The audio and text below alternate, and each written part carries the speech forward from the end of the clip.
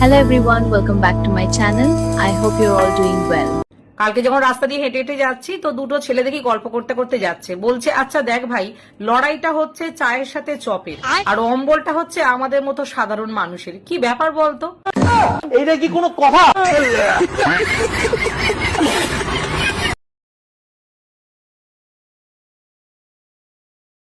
वाह क्या सीन है।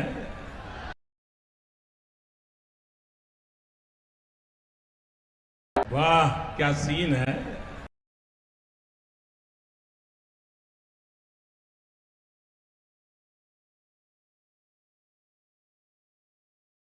वाह क्या सीन है। লড়াইটা কিন্তু কৌরবদের সাথে পাণ্ডবদের। আমরা পাণ্ডব আর বিজেপি কৌরব। वाह क्या सीन है।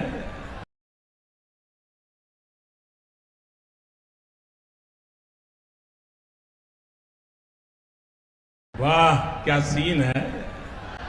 লকডাউন টকডাউন করবে কিনা ভাবছে কিনা জানি না, করলে করবেন। লকডাউন করে মানুষকে ঘরবন্দি করে রাখবেন, ভোটটা দেবেন তো। इस बार भी पौधे छाप टीएमसी साफ, पौधे छाप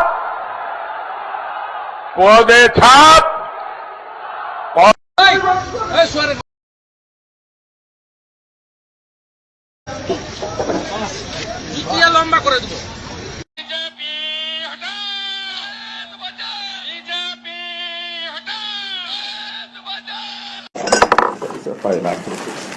$5 lakh rupees.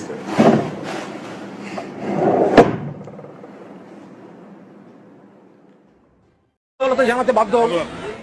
সারদা মিডিয়ার এ টু জেড যাবতীয় ফায়দা যারা পেয়েছে তার নাম তৃণমূল কংগ্রেস, তাদের শীর্ষ নেতৃত্ব সব জানেন।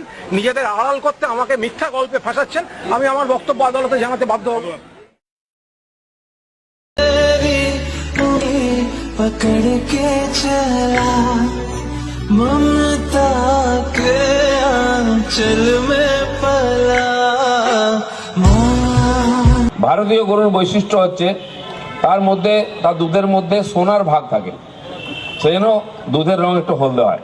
গরুর যে কুঁজ থাকে, কুঁজের মধ্যে একটা নাড়ি থাকে, স্বর্ণ নাড়ি বলে, সেখানে সূর্যের আলো পড়লে সেখান থেকে সোনা তৈরি হয়, তাই গরুর দুধ হলদে হয়, সোনালি হয়। আমরা নিউজে কি দেখছিলাম যে একজন ভোটের প্রার্থী একজনের বাড়িতে গিয়ে রুটি বেলে দিয়েছিল। কত রুটি বেলেছে জানো? 50টা রুটি বেলে দিয়েছে। তারপর কি জানতে পেরেছে জানো? ওরা ওখানকার ভোটারই না, ভাড়া থাকে ওখানে, আর ওরা উত্তরপ্রদেশের ভোটার। নাও এবারে ঠেলা সামলাও।